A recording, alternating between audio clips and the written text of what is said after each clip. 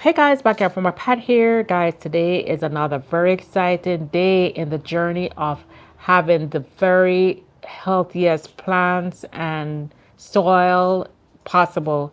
So guys, today we're going to talk about one pretty popular item, another one that's maybe newer to some of us, and we're going to be using something very unusual. We're going to be using some aspirins along with it. So today we're going to talk about how to use liquid kelp or liquid seaweed, when to use it, and versus when to use fish fertilizer. We're also going to talk about the benefits of combining the liquid seaweed or liquid kelp with low dose aspirin.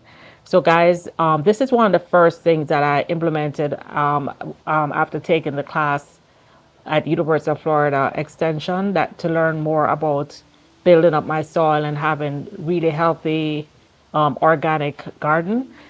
This is the first thing actually that I implemented, and I saw pretty drastic results right away. And so this is definitely something I've been telling you guys about for the past couple weeks, and now we're finally getting to do the video. So guys, let's first talk about this new thing that I'm using, organic liquid kelp. In the past, I did a few videos on how to harvest seaweed. Of course, kelp is basically seaweed. How to harvest seaweed and make your own liquid fertilizer from the seaweed.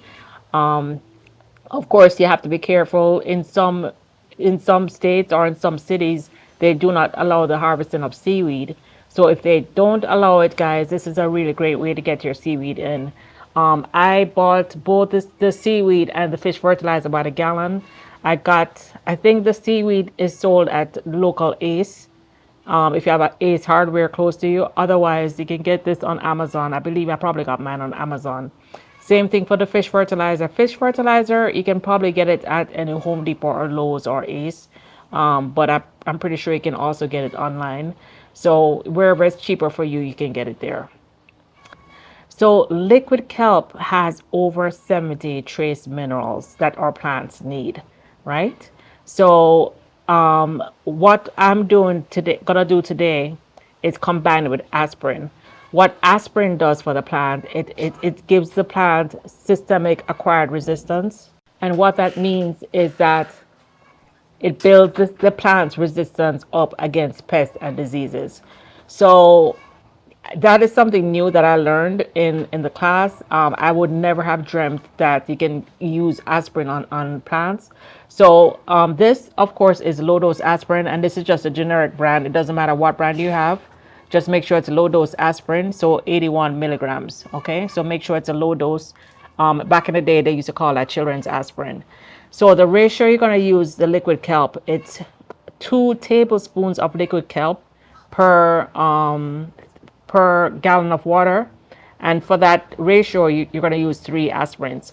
So today, I'm going to be using a 2 gallon sprayer, because it takes like a 2 gallon sprayer to spray my entire garden. And I've done this. This is going to be like my third or fourth time doing it. The wonderful, wonderful, exciting, to me, this is a mind blowing, exciting thing about using liquid kelp in this way and spraying it on the trees. So, guys, this is something I learned in class. When you use liquid kelp and you spray it directly onto the plants, onto the leaves, onto the stems, on the branches, that 95% of those micronutrients and those minerals, those trace minerals, goes directly into the plants and it's readily available to the plant. 95%.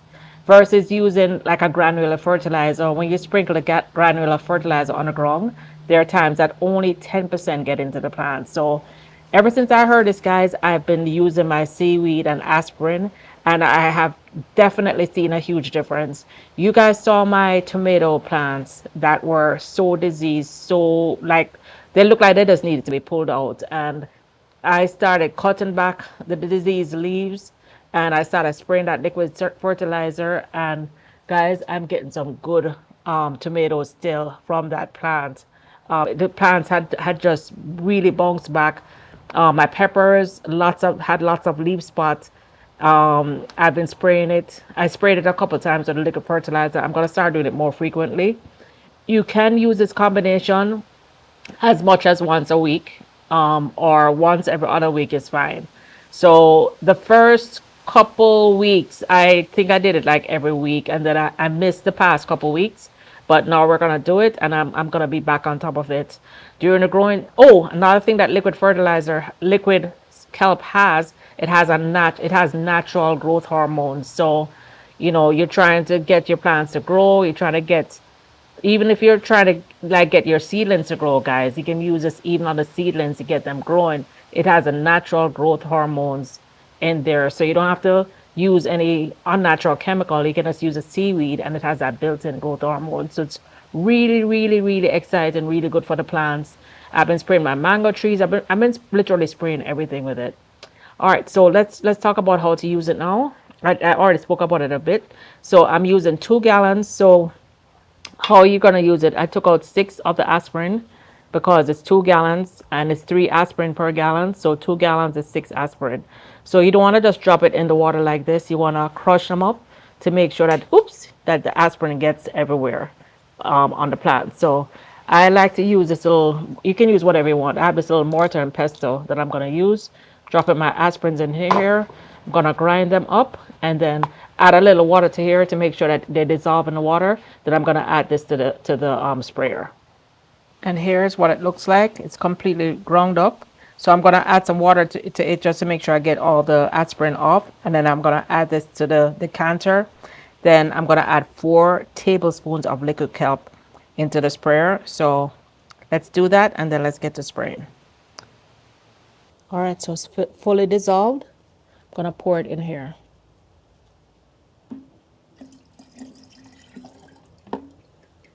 Right, so it's all gone. Oops, a little bit drop left. I'm gonna just wash this out into there. All right, so I just added the 4 tablespoons of liquid seaweed, and you can see it's very dark. It looks almost like the fish emulsion. And we're gonna go ahead and put the cover on. Uh-oh. Wow, guys. So it just started raining as soon as I got ready to do this. So that's fine. It's okay. It's a light rain. I'll go out after the rain. But let's talk about when to use this versus the Alaskan fish emulsion. So guys, the difference in how you use this is that first of all, fish emulsion is higher in nitrogen, right? So that's good for leafy growth, for greening up plants, and just for overall health of the plant and growth. You can see it's low in phosphorus and potassium. So you basically use the fish emulsion more in the soil. So for fish emulsion, you use that in the soil. You don't want to spray fish emulsion on the actual plant leaves, whereas for the liquid seaweed or liquid kelp, you spray that directly on the plant leaves, and that goes directly into the plant via the foliar spray. So fish emulsion is really great for any, as I said, anything you want to green up, even for new plants that you're starting, even if it's a tomato, or even if it's like a plant that creates flowers and fruit. Initially, the initial stage of the growth, you want the plant to grow. You want that leafy growth. So you start off with with the fish emulsion. You can use this every other week, every 3 weeks, once a month in your soil for the overall health. Whereas the liquid seaweed, you're going to spray it directly on the plant leaves so that the nutrients can go directly into the leaves, and up to 95% of the nutrients are readily available to the plant. Okay, so that's just the difference between when you want to use liquid seaweed versus fish emulsion, or how I should say, because I use them in conjunction with each other. With the fish emulsion, I just pour it along the ground, whereas the liquid seaweed, I spray on the plants. So I think that was just a quick little rain that was passing by. So let's go ahead and start spraying our plants. So I bought this Ortho sprayer maybe at the beginning of class, so maybe a month and a half, 2 months ago. And I am extremely happy with it. I've owned probably a dozen sprayers, and they always go bad. This Ortho sprayer has a metal rod and a metal tip. So I don't know if that's why it hasn't gone bad yet, but it's been going really good. Has really good pressure. So I put the top on. You basically just pump the sprayer. And when you pump the sprayer, it's going to create pressure for us to be able to spray. You don't want to over pump it. Sometimes when you over pump it, you can burst it. So just pump it until you feel like a good resistance coming. And plus you can also test by based on the rate of spray if you have it pumped enough. So and also if you need to release a little pressure, you can just pull this little red knob, and that releases pressure. So I'm just releasing a little pressure so I can put the cover on, so I can lift it, twist it to lift it. All right, so let's go spray. So when spraying, you want to spray the underside of the leaves, the top of the leaves. You want to spray everywhere. Remember, this is not only just creating nutrients in the plant, it's also building up the plant's resistance. So here, I'm going to spray my watermelon. It's looking great. The watermelons, those tiny little watermelons that I showed you guys a couple weeks ago, look how big they're getting now. They are growing, growing, growing. There's another big one under there. They are growing, growing, growing. So giving this one a spritz. So I have it locked. So I'm going to unlock it and pump. And then you're going to see the rate of spray. Look at this. This thing is awesome. So this is my mango tree. This is the one that was a seedling. It's fruiting and flowering for the very first time, and it's actually holding fruit. So the leaves, you can see how bad those leaves were, right? The leaves look so bad, but guys, look at the new growth. Look at the new leaves coming out. The leaves have looked like this forever. These are the older leaves, but I noticed that the newer growth, look at the top there, the newer growth is coming out and looking really, really good. So I think the seaweed has something to do with it. And I actually have mangoes, guys. Look, hold on, can you guys see? Oh, let me see. Can you guys see? I have mangoes. Look at that. I have mangoes holding on the plant. So I'm very extremely happy, especially since my carry mango lost all I lost all the mangoes that were on the carry, except I think one or two. So it's really great. This is a Julie Bombay mango, and it's holding fruit. Anyway, let's not talk about the mangoes right now. So I'm just showing you. You spray the underside of the leaves and on top of the leaves. And then you just keep spraying. When you lose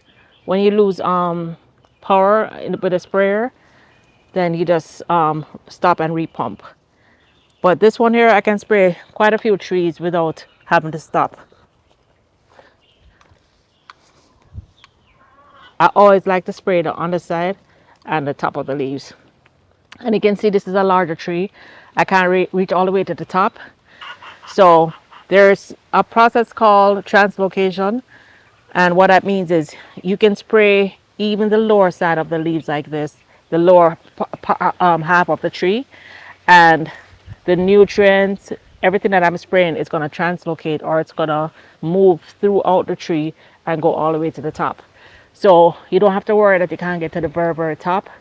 By using this foliar spray, by spraying the leaves, all the nutrients are not just going to the leaf that I'm touching. It's actually going to translocate, or it's going to move throughout the tree and go all the way up to the top. So that's a good lesson that I learned. All right, so I'm not just doing my fruit trees, guys. I'm doing my ornamentals also. I'm going through and spraying all my ornamentals. This is my hibiscus, and of course I want tons of flowers this year. I haven't trimmed it in a while. You can see that's like probably 14 feet tall. Have you guys ever seen a 14-foot tall hibiscus? There you see it. So all right, so I'm just going to go through, continue spraying. I haven't had to repump yet. This is my Kerry mango tree, and you know, it's been trying to push out new blossoms. All those are new blossoms that it pushed out after I lost all my blossoms. I don't see any mangoes holding yet, but I'm still hopeful that we're gonna get some mangoes from my Kerry mango. I didn't have any last year. I had some the year before, and it was like it became my favorite mango. But I'm gonna bump it from the favorite mango status, because if it's my favorite mango, it has to give me mangoes. So this is a Kerry mango. It's been giving me trouble. Hold on, let's pump. It's getting a little bit weak. All right, so I pumped it 3 times until I got, ooh, look at that. Look at the difference. All right, spray upside down, spray up to the top. So I'm building up the plant. I'm giving it system acquired resistance. So it's building up the resistance to disease, and all the nutrients are going directly into the plant. I also did this with my East Indian mango tree. That one also blossomed a little bit last year for the first time, but I lost all the fruit. This year I went hard. I made sure to spray with the seaweed, with the liquid seaweed. It had some kind of fungus, mango powdery mildew, which is different from the regular powdery mildew. So I sprayed that.